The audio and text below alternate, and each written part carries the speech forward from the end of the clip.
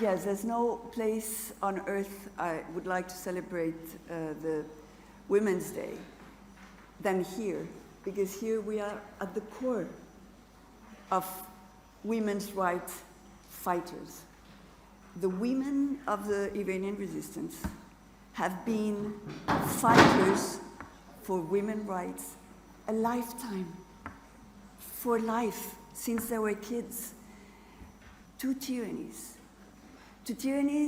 working against women, against the right for women to be who they are, to live their culture, to live their soul, to have the right of expressing themselves as they want to do.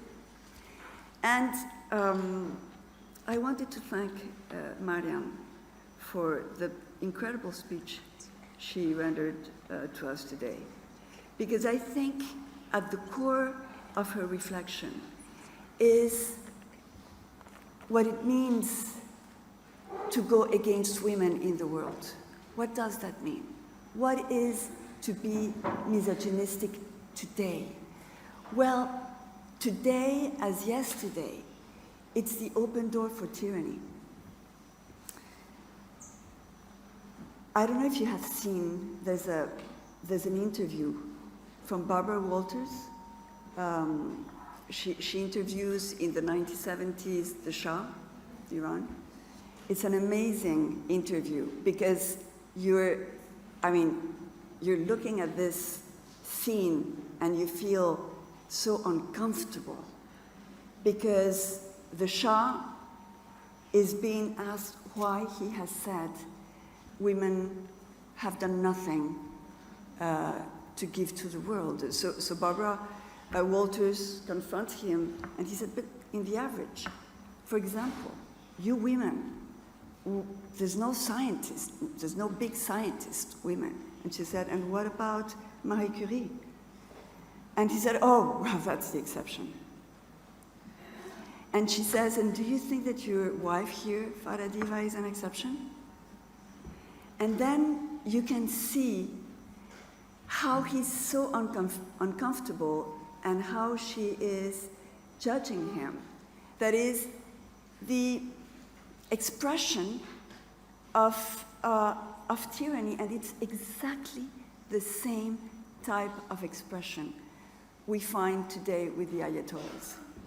Don't you think that is so strange? So strange, for example, that the Shah, which is misogynistic, is also the one that is talking about the revolution, the resurgent revolution for Iran, and that finds no other better way than to exclude all parties, all political expression in order to rule all by himself. His prime minister was at the same time the secretary general of his own party. It was like in-house things. The country was his possession, and it's exactly the same behavior that we find in the Ayatollahs today. So, I'm reminded of an article I read in an Iranian state-controlled newspaper. And it was interesting because they were bragging that finally having the opposition today of the monarchists was very good because, in fact, well, the monarchists would never be able to conquer power again, but they were so useful to divide the opposition in Iran. Well, you know what? The opposition is not divided because monarchists are the same thing as the Ayatollahs. They are in the same bunch, and the resistance is a resistance of human rights, of the 10 points of Miriam, that she has been repeating them for years, for decades. And it's exactly what we, women of the world, all here, we're not Iranian, some of us, some others are Iranians, but we are all fighting for the same things all over the world. But I think that we have to recall what Maryam told us today, because I think it speaks about what is the difference? Why being here in the resistance, the Iranian resistance, means so much to all of us?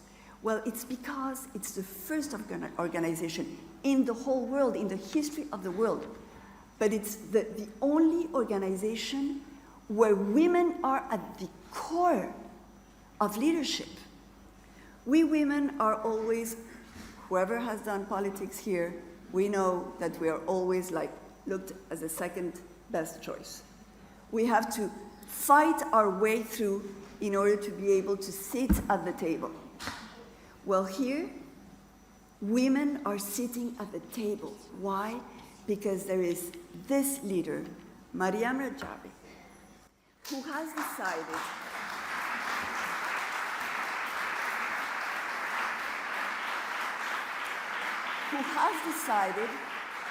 well, I'm going to say something. I know that Miriam thinks that she's not exceptional, but I want to tell you that you are exceptional.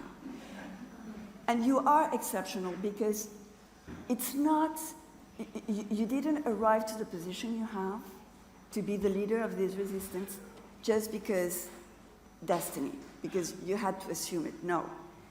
You have done what nobody could do, which was to think how to confront not the Iranian regime of tyranny, but the whole system of tyranny that has been up in Iran for decades, the Shah, the Ayatollahs, for so long, how to confront it.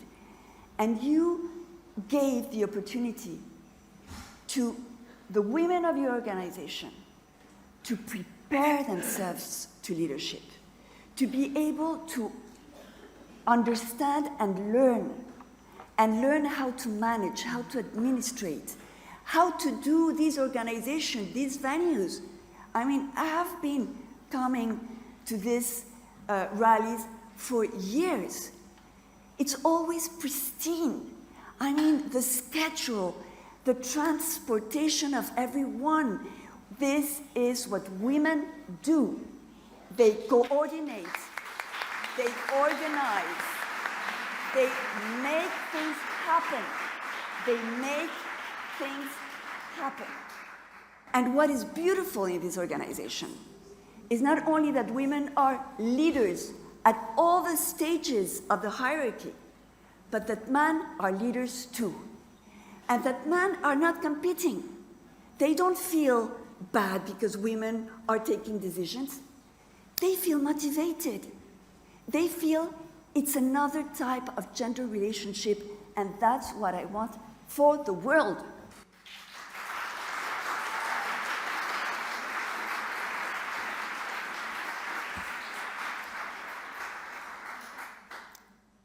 So, when we think about your words, you were talking about confronting narcissism, confronting egocentric pulses, impulsions.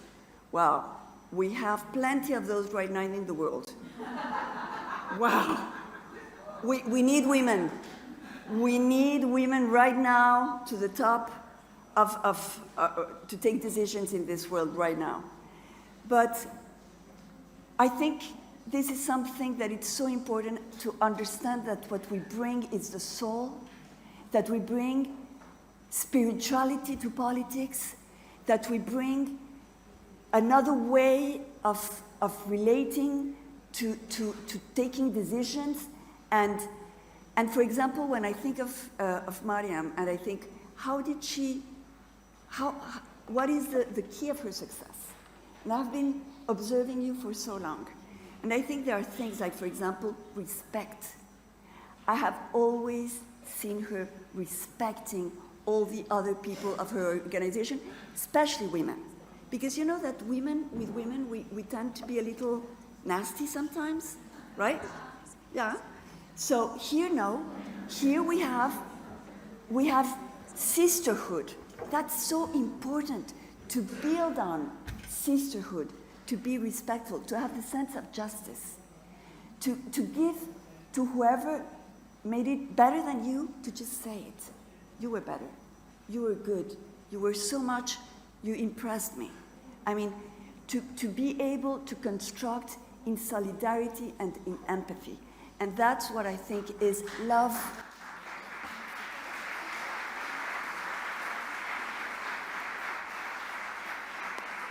And just to leave you with all my love,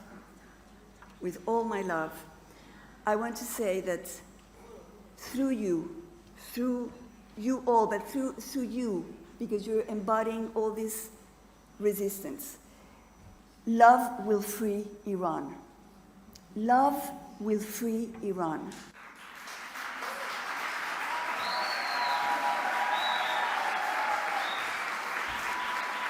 And because that's how it works, and I really believe that if we take care of Iran, we take care of many things in the world. I think that the day we see this free Iran that we're expecting, but free with the input of women, the world will change.